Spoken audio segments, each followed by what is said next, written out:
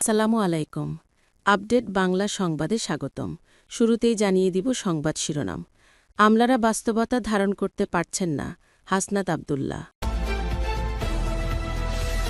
ঐক্য নষ্ট হলে ফ্যাসিবাদ ফিরবে, সালাহুদ্দিন আহমেদ। জাতীয় নাগরিক পার্টি এনসিপির দক্ষিণের মুখ্য সংগঠক হাসনাত আব্দুল্লাহ বলেছেন, আমার মনে হয় যারা বর্তমানে আমলা রয়েছেন তারা বাস্তবতা ধারণ করতে পারছেন না, সময়কে পড়তে পারছেন না। সময়ের প্রয়োজন যদি আপনি পড়তে না পারেন, আপনি যদি মানধাতার আমলের সিস্টেমকে বলবৎ করার জন্য পশ্চাৎপদতা থাকে, তাহলে এ সময়কে আপনি কখনোই ধারণ করতে পারবেন না। আর আপনি যদি যুগকে ধারণ করতে না পারেন, তাহলে এই যুগে আমরা যারা আছি তাদের ক্রোধ অবশ্যই বিস্ফোরিত হবে। রোববার দুপুরে বাংলাদেশ পাবলিক সার্ভিস কমিশনের সঙ্গে এনসিপি প্রতিনিধি দলের বিসিএস পরীক্ষার অগ্রগতি বিষয়ক আলোচনা শেষে সাংবাদিকদের সঙ্গে কথা বলছিলেন হাসনাত আব্দুল্লাহ বলেন, পিএসসি চায় আর্থিক অটোনমি, পিএসসি চায় ফাংশনাল অটোনমি, আর আমরা দেখি জনপ্রশাসন মন্ত্রণালয়ের সব জায়গায় এক ধরনের গুন্ডামি, সব জায়গায় এরা একটা গুন্ডামি চালায় সবকিছুতে, প্রত্যেকটা ফাইল ওখানে দিন শেষে আটকায় দেয়। জনপ্রশাসন মন্ত্রণালয়কে সংস্কারের মধ্যে দিয়ে এসব জটিলতা নিরসনের আহ্বান জানিয়ে হাসনাত বলেন, জনপ্রশাসন মন্ত্রণালয়ের সংস্কারের প্রস্তাবনা দেওয়া হয়েছিল, সেটির মধ্যে আমার এক ধরনের অনীহা পেয়েছি। আর এই ফাইলও জনপ্রশাসন মন্ত্রণালয়ের লেজুর বৃত্তি, এই টেবিল থেকে ওই টেবিল, এটাও ৬ মাস লেগে যাবে। তিনি বলেন, জনপ্রশাসন মন্ত্রণালয় ভাগ বাটোয়ারা নিয়ে ব্যস্ত। ফ্যাসিবাদ বিরোধী ঐক্য যদি কোনো কারণে নষ্ট হয় তাহলে সেটা ফ্যাসিবাদের প্রত্যাবর্তনকেই কেবল টেনে নিয়ে আসবে বলে মন্তব্য করেছেন বিএনপির স্থায়ী কমিটির সদস্য সালাহুদ্দিন আহমেদ। তিনি এ সময় সতর্ক করে বলেছেন, আমরা যেন সেদিকে না যাই। রবিবার ২৬শে অক্টোবর দুপুরে রাজধানীর ইঞ্জিনিয়ারিং ইনস্টিটিউট মিলনায়তনে গণ অধিকার পরিষদের প্রতিষ্ঠাবার্ষিকী উপলক্ষে আয়োজিত আলোচনা সভায় বিএনপির এই নেতা এসব কথা বলেন। বিএনপির স্থায়ী কমিটির সদস্য বলেন, আমরা চাই সবাই যেভাবে ঐক্যবদ্ধ হয়েছিলাম ফ্যাসিবাদ বিরোধী গণতান্ত্রিক আন্দোলনে, বিজয়ী হয়েছিলাম, যে কারণে ফ্যাসিবাদের পতন হয়েছে, পালিয়ে যেতে বাধ্য হয়েছে, সেই রকম ঐক্য যেন আমরা বজায় রাখি।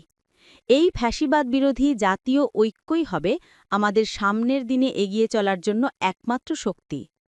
সালাহুদ্দিন আহমদ বলেন, আমরা সবাই বাংলাদেশের স্বাধীনতা, সার্বভৌমত্ব, গণতন্ত্র এই প্রশ্নে এক থাকব। দ্বিতীয়ত, ফ্যাসিবাদকে কোনোভাবেই বাংলাদেশে প্রত্যাবর্তন হতে দেব না। সব দরজা বন্ধ করে দিতে হবে এই ফ্যাসিবাদের প্রত্যাবর্তনের। সেই জায়গায় যেন আমরা ঐক্যবদ্ধ থাকি। জুলাই সনদকে জাতীয় নতুন দল হিসেবে নিবন্ধন পেয়েছে বাংলাদেশ রিপাবলিকান পার্টি, বিআরপি। দলীয় প্রতীক হিসেবে তারা পেয়েছে হাতি। রোববার বিআরপির চেয়ারম্যান কেএম আবু হানিফ হৃদয়ের হাতে নিবন্ধন সনদ দেয় নির্বাচন কমিশন, ইসির সিনিয়র সচিব আক্তার আহমেদ সই করা প্রজ্ঞাপনে জানানো হয়, বাংলাদেশ সুপ্রিম কোর্টের হাইকোর্ট বিভাগের রিট পিটিশন সূত্রে গত ২৩ দফা দাবিতে আগামীকাল ২৭ অক্টোবর সারা দেশে বিক্ষোভ কর্মসূচি পালন করবে বাংলাদেশ জামায়াতে ইসলামী সহ ৮টি রাজনৈতিক দল। ৫ দাবির মধ্যে উল্লেখযোগ্য হল, জুলাই জাতীয় সনদ বাস্তবায়নের লক্ষ্যে প্রয়োজনীয় সাংবিধানিক আদেশ জারি ও নভেম্বরের মধ্যেই গণভোট আয়োজন।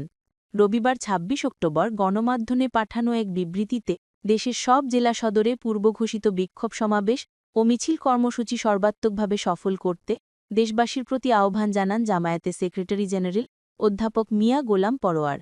বিবৃতিতে পরোয়ার বলেন, বাংলাদেশকে একটি ন্যায়ভিত্তিক ও জবাবদিহিমূলক গণতান্ত্রিক রাষ্ট্রে পরিণত করার লক্ষ্যে আন্দোলনরত ৮টি রাজনৈতিক দলের পক্ষ থেকে বাংলাদেশ পাবলিক সার্ভিস কমিশনে পিএসসি ১৫ প্রস্তাব দিয়েছে জাতীয় নাগরিক পার্টি এনসিপি।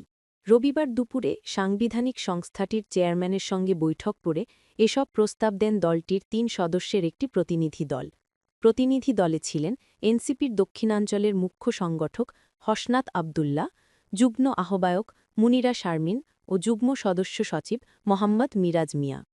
বৈঠক শেষে জাতীয় নাগরিক পার্টির এনসিপির দক্ষিণের মুখ্য সংগঠক হাসনাত আব্দুল্লাহ বলেন, জুলাই গণ অভ্যুত্থান শুরুই হয়েছিল বিসিএসে বৈষম্য রোধের জন্য। কিন্তু এখনও পিএসসির মধ্যে সমন্বয়হীনতা রয়েছে। জনপ্রশাসন মন্ত্রণালয়কে সংস্কারের দাবি জানিয়ে তিনি বলেন, তাদের প্রাধান্য তালিকায় চাকরি প্রার্থীরা নেই। জনপ্রশাসন মন্ত্রণালয়ের সর্বত্র গুন্ডামি। মন্ত্রণালয়ে যারা রয়েছেন তারা এখনকার সময়ে দাঁড়িয়েও যুগের সঙ্গে তাল মেলাতে পারছেন না, যার ফলস্বরূপ এই প্রজন্মের ক্রোধ দেখতে হবে। জনপ্রশাসন মন্ত্রণালয়ের কর্মকর্তারা ভাগ বাটোয়ারা আর পোস্টিং নিয়ে ব্যস্ত উল্লেখ করে এনসিপির মুখ্য সংগঠক বলেন, অভ্যুত্থানের পরে আমলারাই সবচেয়ে সুবিধা নিয়ে